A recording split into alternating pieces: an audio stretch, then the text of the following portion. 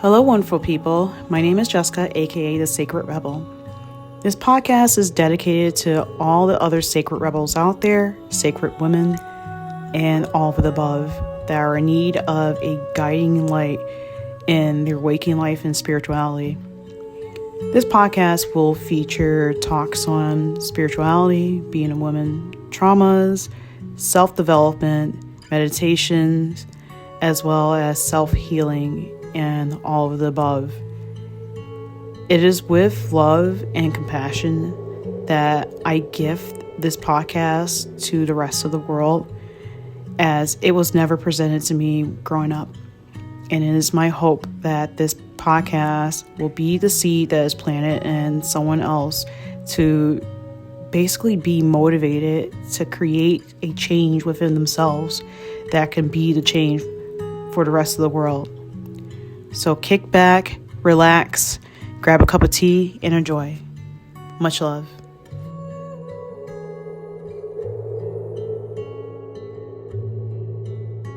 Hello and welcome back to another special episode. And this episode, I was talking about it several times in different video recordings. I want to talk about the big F, the F word. I want to talk about why are we so scared of failure? I can tell you why a lot of people are scared of failure. It really begins when you are a child. Think of yourself back in school. Now take a moment. Think of what failure means to you. What feeling are you feeling? What memory pops up?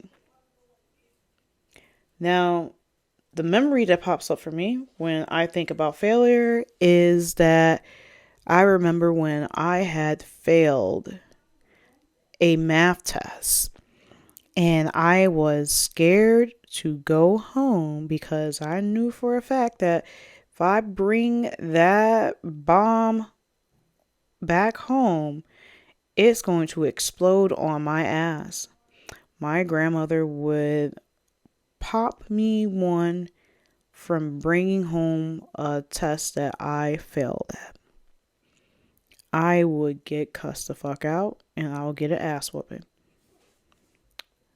So not only I was anxious, I was also scared and fearful. And that's not how any child should feel when it comes to failing a test. Because you see, we are graded always in school from the moment we are like around 5 or 6 years old. The moment that we leave kindergarten, where they tell us that we just want you to draw, we want you to know some of your ABCs, numbers, and whatnot, and have a snack, take a nap. We transition from that to now we're taking standardized testing. Maybe it's not too much in first and second grade where they're not really too concerned about like throwing examinations. But once you get past third grade, that's when they start throwing out exam weeks and stuff like that. And it's even more stressful in high school because you have to pass it. You have to have a passing grade in order to not only graduate, but also get into, if you're going to college, the college that you want. Because if you don't have a good grade, then you're deemed as not good enough. Now, here's the thing. A lot of people basically think that the system that we live in, put it like this, the system that we live in is that it's not really designed for us to be successful. These are standardized testing that they give to each student that is a different individual. And of course you're going to get different results. And we're graded, we're rated from the alphabet A through F. And it's that F that holds us back, because it can hold us back in school and it can upset the course of our life. And the school systems are so heavy on having you to pass and maintain a passing grade that is already anxiety inducing. Not only you have to maintain a passing grade, but you have to also not get any F's. And we all low-key probably had a point where we did bad in something, and then it's that report card like, hey, look, your grade is low. If you don't bring this grade up, you risk failure of the course. And I think it's bullshit, because here's the thing. The way how they're teaching kids in school these days is bullshit. Everybody has strengths and weaknesses. I know my weakness is advanced mathematics. I'm not trying to sit here and figure out X, Y, Z all the time. But my strength is in history. I love history and I love geography. Anything that had me studying other cultures and stuff like that, that was my greatest strength. Because it was interesting to me. And I feel like that if schools played more to the interests of like the kids, they'll definitely succeed. Obviously still have like the secondary like courses, math and stuff, as a way to throw it out there, make sure they have some sort of like, basic understanding of certain things. But to be heavy on, hey, guess what? You failed this. We're gonna like hold you back a grade so you can do all this shit all over again. And that like I said, that's damning. And then, there's students like me where if we brought home a failing grade, we get our asses beat. And that's just creates even more anxiety. And that's why a lot of people don't go for the things that they want to, that are meant for them, because they're scared that if they go try to like achieve this, they're going to fail and it's going to be bad. And it's going to be very bad for them. And I know there were a lot of things that I passed up on because I was scared to fail and scared about how other people will see me. Because that F, it makes you feel very defeated. It makes you feel like you're incompetent and not good enough. And that's the best way to tell a person, oh, sorry, you're not good enough to like pass, is when you're like, hey, guess what? You got an F. Now you got to stay back a grade. Now you got to take this class over again. Rather than, okay, well, let's see if there's a different way to do this or show you. Or be like, that's okay, we'll try again. But yeah, people are afraid of failure, and failure is really nothing to be afraid of. Failure can be the lesson that you needed in order to figure how to take a different approach to something. It doesn't always have to be this end all be all. It can be, all right, I failed at this. How do I go about this again? What changes can I make? Because here's the thing, what people don't realize. You are going to fail at something, especially if you are getting into like being your own person. Like if you're trying to be an entrepreneur and start your own business, you are going to fail at some things.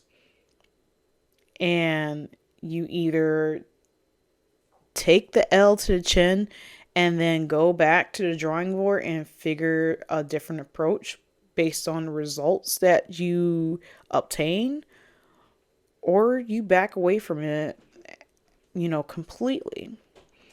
And that's what happens with a lot of people. When they have that first fail, they back away from it completely because they automatically assume because they didn't do good the first time, it's not for me. Did bad the second time, oh no, it's definitely not for me. But here's the thing. If you truly know something is for you, and deep down in your heart, deep down in your soul, there is a chance, a really high probability that this is the thing that your soul wants to do. And that you also have to maintain the mindset that if you're going for your goals and your dreams, you are going to come across some fails. You're going to have to learn how to take an L. Like, I'm not going to say take an L like a man. You're going to have to learn how to take an L like a person. And if you do not like taking L's in this for the sake of learning, then you're going to have a hard time trying to basically build and maintain the lifestyle that you choose to build. You're going to have a hard time. You're going to be very upset with yourself and very upset with other people. You're going to start blaming other people for something that could be easily looked at again and corrected. And with these failures, sometimes we have a hard time trying to ask for help from other people. To be like, hey, look, I'm not good at this. I didn't do good. Can you help me? We have a hard time trying to reach out to people that can help us because we don't want to seem like we're incompetent. And I get that. I used to be like that a lot, where I thought that I can just rely on myself and rely on the power of YouTube to, learn new things and help fix things. And here's the thing. YouTube can only show so much. But another person that is really good at what they do, they can teach you a lot. And we have to have that understanding. We have to basically have that want. If we want to get better at something, we want to manifest the life that we want, we're going to have to take some risk. We're going to have to acknowledge that there's going to be some fails along the way, and it's not that bad. I mean, think of, I know I used this explanation earlier. Gymnasts. We've seen the Olympic gymnasts like Simone Biles, and I forgot. That's all who I know. Sorry, Simone Biles. And I'm pretty sure that she didn't always stick her landings. I am pretty sure that when you first start out being a gymnast, I'm not saying that there's never a rare occasion where someone can get a backflip or a front flip on the first try. But I'm pretty sure that trying to flip your whole body to defy gravity and keep doing that flip several times, that takes a lot of failure, because here's the thing. It is very hard to throw your own body and trust it without some sort of like support or help. And I'm pretty positive that most of these ladies that are doing gymnastics, they probably like landed the wrong way. They probably like their limbs are like in a weird opposite direction. I am pretty sure that some of these ladies fell many, many times. They definitely did not stick their landing.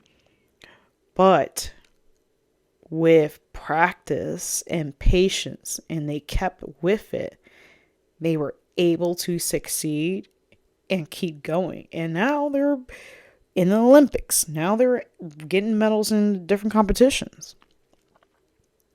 Doctors are another example. Half of these medicines out here And I'm speaking on the medicines that are like actually saving lives, not the medicines that they try to push onto you that most people don't really even need. That's a different subject for a different day. Most of these medicines that can like help cure like these diseases like polio and the measles and malaria and all this other stuff, penicillin, this is trial and error. I'm pretty sure that no doctor on his first try was sitting there and said, "Oh shit, I made this and it works."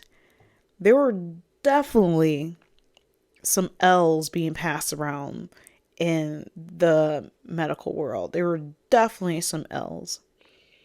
They definitely had to go back to the drawing board numerous times until they found the right formula, until they got it right. So, if a doctor can fail at trying to come up with a cure for something, and a gymnast can fail in the beginning to stick her landings, why is it that we could extend the grace for that, but we can't extend the grace for our individual selves? We are just as important as them. What we want to do is just as important because it's creation.